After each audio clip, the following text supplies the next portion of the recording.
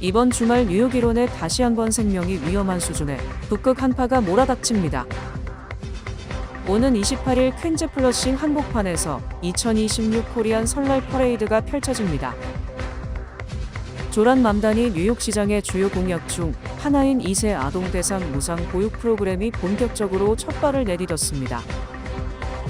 롱아일랜드 서포 카운티의 한 공립학교 학군에서 연방 이민 단속국 아이스 활동이 있었다는 소문이 퍼지면서 학생 결석률이 급증했습니다. 모두가 누릴 수 있는 권리, 바로 아름다움입니다. 키스는 누구나 더 쉽고 당당하게 자신의 아름다움을 즐길 수 있는 세상을 꿈꿉니다. 키스는 우리 모두의 미래가 더 아름답게 빛날 수 있도록 최선을 다할 것입니다. 당신의 아름다움의 모든 순간, 키스가 함께합니다.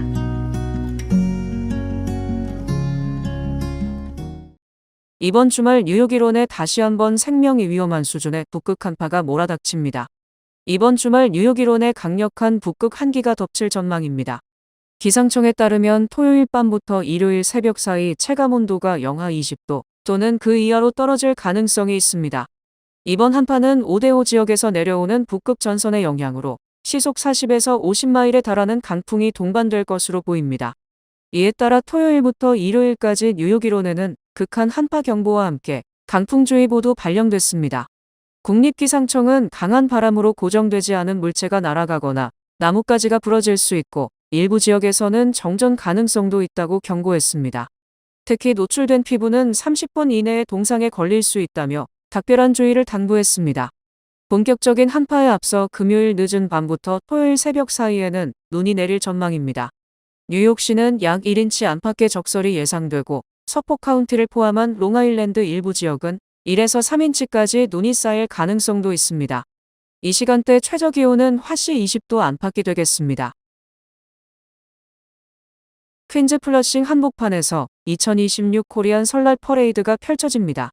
코리안 설날 퍼레이드를 주관하는 퀸즈 한인회는 6일 플러싱 사무실에서 협력 단체들과 기자회견을 열고 오는 28일 펼쳐지는 2026 코리안 설날 퍼레이드에 대한 한인들의 적극적인 참여와 관심을 당부했습니다. 이날 기자회견에는 뉴욕 한인봉사센터, 뉴욕가 정상담소, 민주평통 뉴욕협의회, 한인권익신장위원회, 대뉴욕 한인경제단체협의회, 시민참여센터 등의 단체 관계자들이 참석해 구체적인 행사 준비 상황을 알렸습니다. 퍼레이드는 12시 30분 플러싱 노던 블러바드 156가 H마트 앞 병천식당에서 출발해 노던 블러바드를 따라 성바우로 정화상 천주교회까지 행진합니다. 이번 행렬엔 꽃차와 함께 차세대 국악예술단, 금산군 사물놀이팀, 태권도 시범, KCS 시니어 댄스팀 등이 참여해 행사를 더욱 빛냅니다. 아직까지 날짜가 며칠 2월 28일까지 한 2주 정도 남아 있는데 열심히 잘 준비해서 우리 한인사회의 위상을 높이고 차세대에게 정체성을 고취할 수 있는 그런 행사가 될 수 있도록 잘 준비하겠습니다. 퍼레이드 후에는 성바우로 정화상 천주교회에서 지역 정치인들과 퍼레이드 참가자들이 함께하는 공식 행사가 진행됩니다.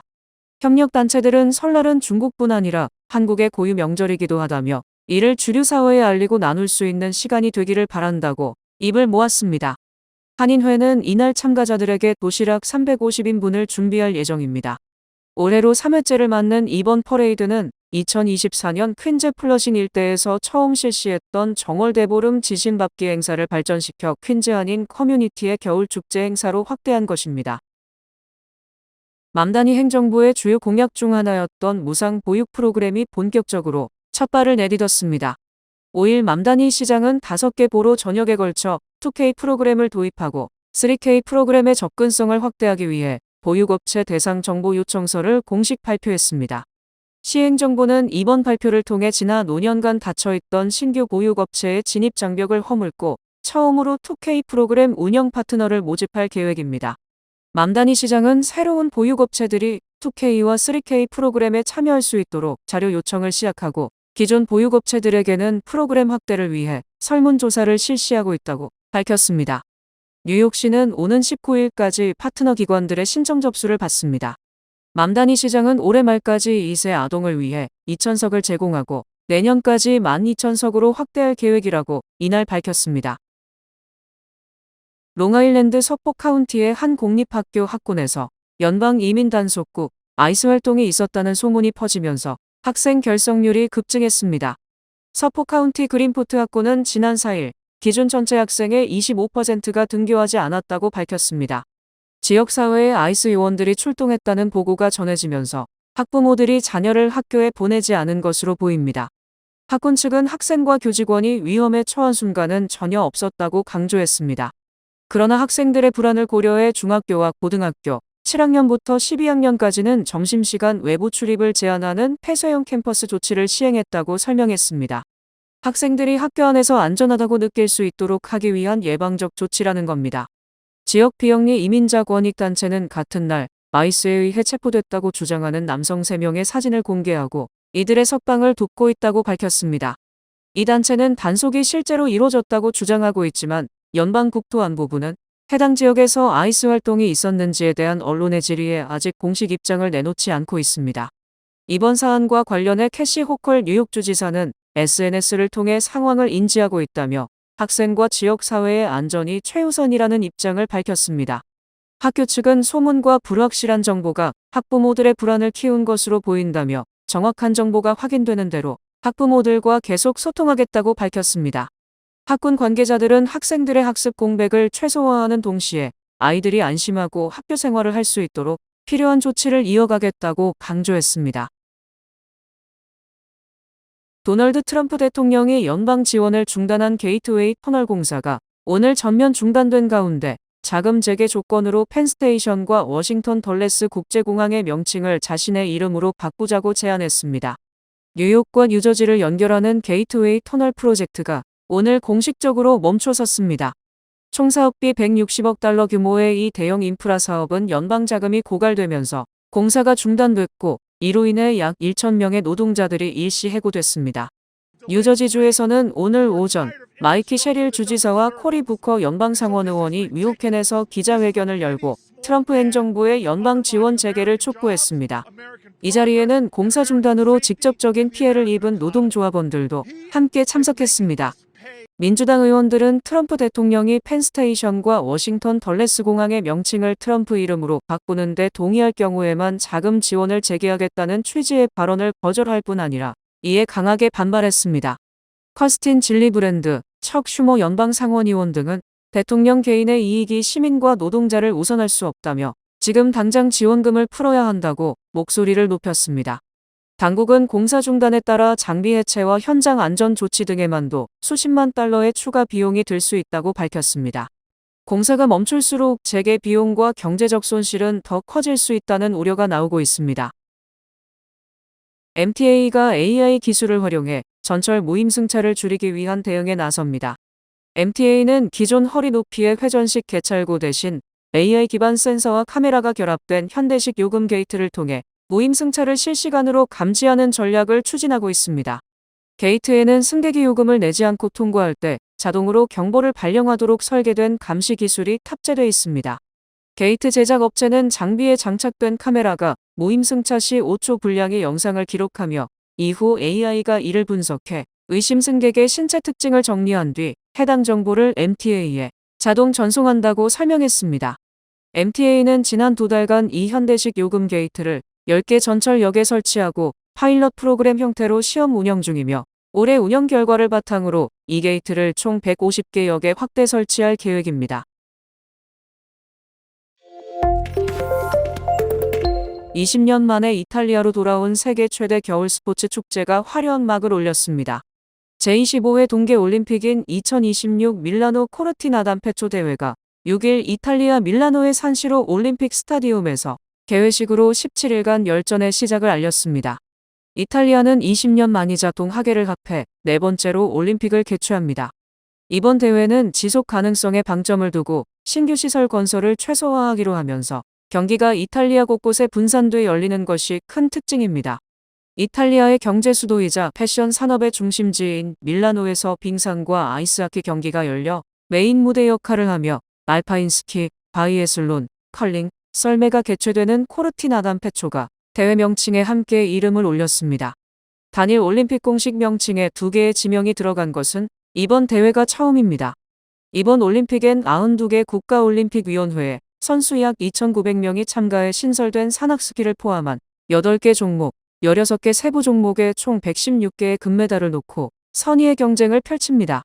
선수 71명을 포함해 130명의 선수단을 파견한 대한민국은 금메달 3개 이상을 획득해 종합순위 10위 이내에 든다는 목표를 설정했습니다.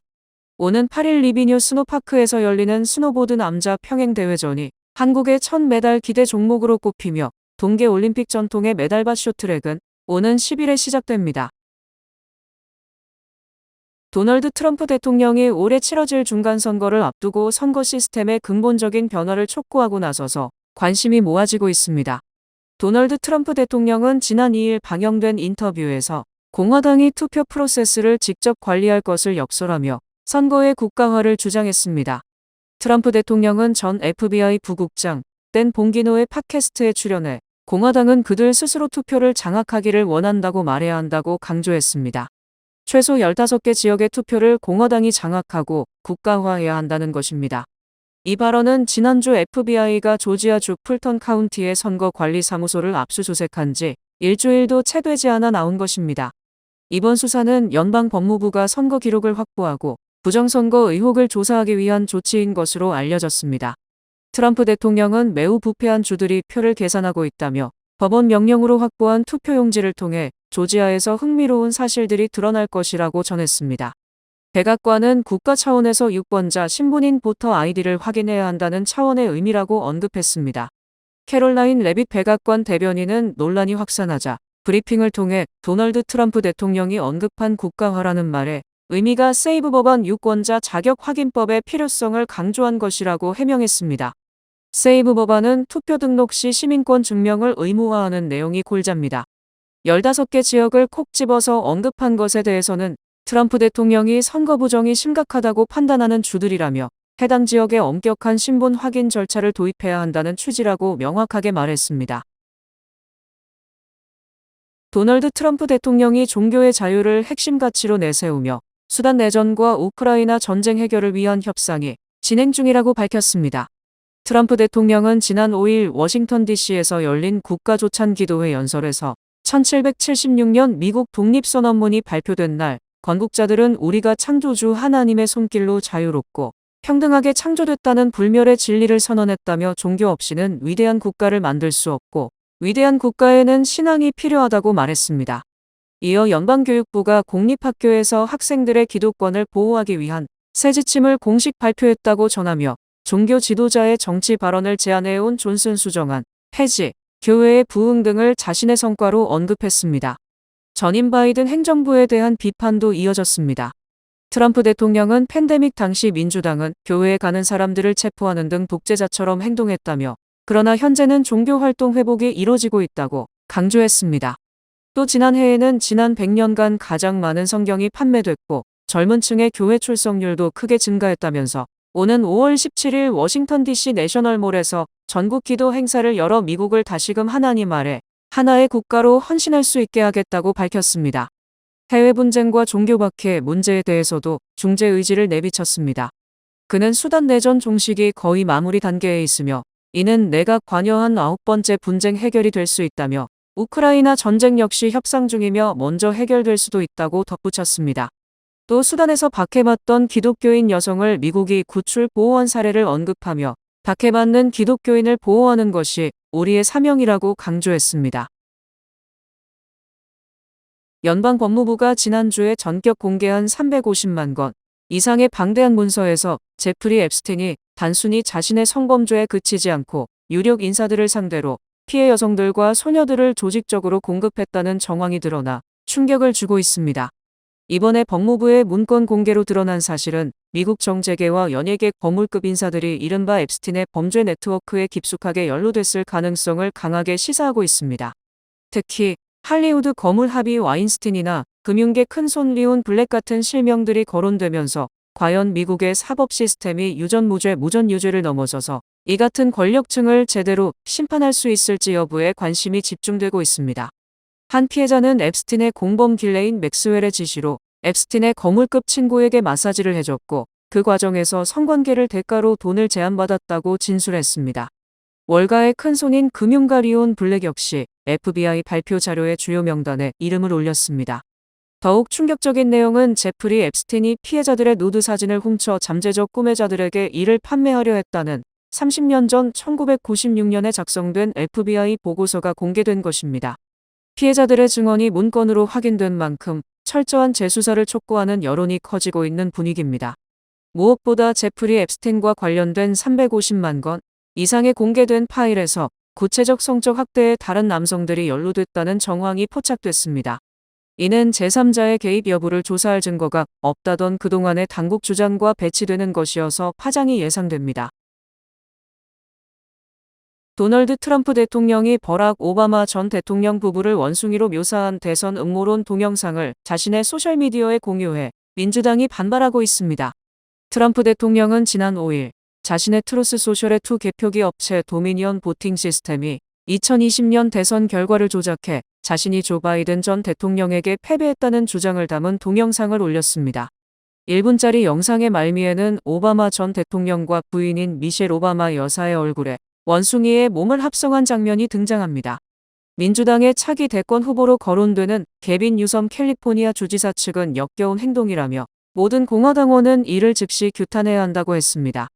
오바마 전 대통령의 측근인 벤 로즈 전 백악관 국가안보회의 부보좌관도 소셜미디어를 통해 미래의 미국인들이 오바마 부부를 사랑받는 인물로 기억하는 반면 트럼프는 역사의 오점으로 연구하게 될 것이라며 이 사실이 트럼프와 그의 인종차별적 추종자들을 영원히 괴롭힐 것이라고 했습니다. 트럼프 대통령은 집권 2기가 시작된 후 인공지능으로 생성된 가짜 이미지나 영상을 통해 자신을 비판하는 인물들을 공격하거나 조롱해왔습니다. 트럼프 대통령은 지난해에는 오바마 전 대통령이 백악관 집무실에서 체포되어 주황색 죄수복을 입고 철창에 갇힌 모습이 담긴 AI 생성 영상을 트루스 소셜에 올렸습니다. 기간 한정 정기적금 프로모션으로 2026년 목돈 마련을 함께하는 PCB뱅크 제공입니다. 주요 단신 전해드립니다. 연방노동부는 지난주 신규 실업수당 청구 건수가 23만 1천 건으로 한 주 전보다 2만 2천 건 증가했다고 밝혔습니다. 이는 지난해 12월 첫째 주 이후 가장 높은 수치입니다. PCB은행이 2월 1일부터 오는 4월 30일까지 12개월 만기 정기적금 상품 가입 시 연사 %의 고금리 우대 혜택을 제공하는 캠페인을 실시합니다. 퀸즈 플러싱에 건설 중인 뉴욕시티 FC의 전용 구장인 에티하드 파크가 2028 로스앤젤레스 하계올림픽 축구 구장으로 선정됐습니다. 연방하원법사위원회가 5일 쿠팡 한국법인 임시대표를 맡고 있는 헤럴드 로저스 쿠팡 최고 행정책임자 겸 법무총괄에게 소원장을 발부했습니다. 지난해 7월부터 임시총장직을 수행하던 한국계 김병수 박사가 이사회에서 만장일치로 제13대 총장으로 선출돼 즉시 공식 임기를 시작합니다. KFC와 타코벨의 모기업인 양프렌즈는 올해 상반기 내에 성과가 저조한 피자헛 매장 250곳을 대상으로 단계적 폐점을 진행할 계획이라고 밝혔습니다. 독일 정치권이 16세 미만 어린이와 청소년의 SNS 사용을 금지하는 방안을 추진할 예정입니다. 청소년 SNS 금지 법안은 지난해 12월 호주에서 처음으로 통과된 이후 유럽 상당수 국가에서 추진되고 있습니다. 도널드 트럼프 행정부가 마가와 결을 같이 하는 유럽 싱크탱크나 자선단체의 자금을 지원할 계획이라고 영국 일간 파이낸셜 타임스가 보도했습니다. 날씨 전해드립니다. 토요일인 내일은 흐리고 소낙눈이 내리겠습니다. 낮 최고 기온은 20도, 최저 기온은 3도입니다. 해 뜨는 시간은 7시, 해 지는 시간은 5시 21분입니다. 이상으로 주간 날씨와 세계 날씨 전해드립니다.